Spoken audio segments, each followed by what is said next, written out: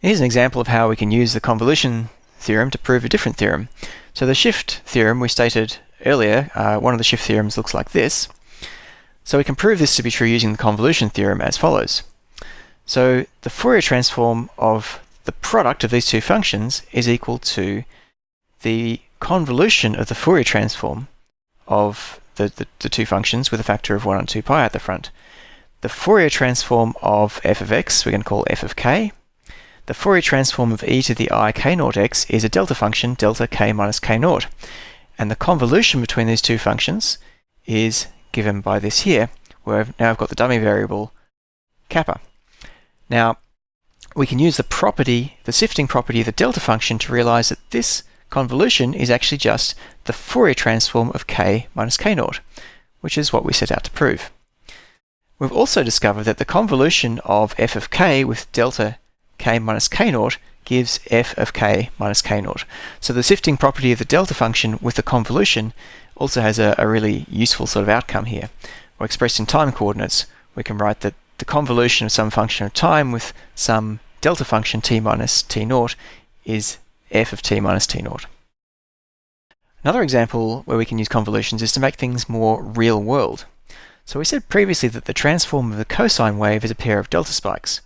Or in other words, we have some cosine wave, and here we have a pair of delta spikes, both in the real axis. Now, there's something wrong with this picture, and that is that here we've truncated the cosine wave. So this is only true really if this cosine wave is infinitely long, but in this picture at least we've only got about 12 cycles, and in any real physical situation you're unlikely to have a cosine wave that is infinitely long because, well, you haven't got that much time. So what we really have is something like this. This function here is really a top hat multiplied by a cosine wave. It's a truncated cosine. So the top hat function truncates the cosine wave. What does this real world thing, this real world function here, actually look like in the Fourier domain? So let's use this function here, the top hat multiplied by the cosine, to calculate what the Fourier transform really looks like. So here's our function. In this example, I've used a as 4 pi and omega naught is 2 pi.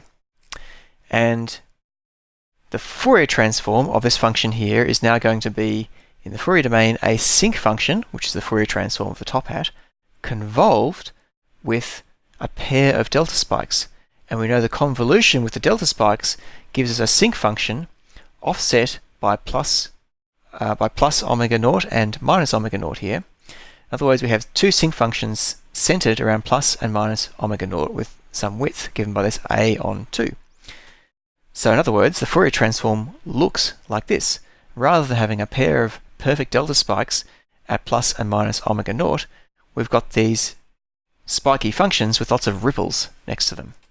So these two sinc functions centered about plus and minus omega naught. And the peak amplitude here of this Fourier transform is at the frequencies plus and minus omega naught, as you would expect for these delta spikes. But there are a lot of other frequencies as well that come about due to this truncation. What if we had a different sort of finite signal? Instead of truncating our cosine function with a top hat function, what if we truncated it with a Gaussian? So we have a function that looks like this. Well, we can do the same sort of calculation. The Fourier transform now will be the convolution of the transform of the Gaussian, which is a Gaussian, convolved with the Fourier transform of the cosine, which is a pair of delta spikes. So now what we have is a pair of Gaussians offset by plus and minus omega naught, and that gives us a Fourier transform that looks like this, two Gaussian spikes. Now we are lacking these ripples on either side. These ripples were coming from the sinc function. The Gaussian truncation gets rid of those ripples. It's a much cleaner sort of truncation.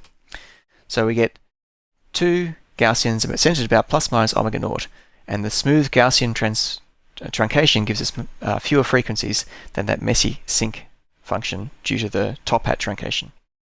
Here are a final few properties of convolution. Convolution is commutative, so that the convolution of f with g is the same as the convolution of g with f.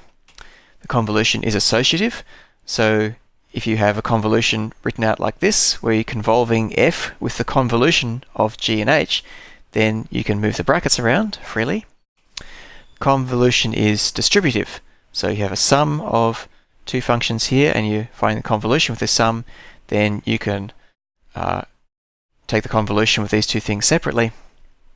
And so these are useful properties to bear in mind when you're manipulating convolutions.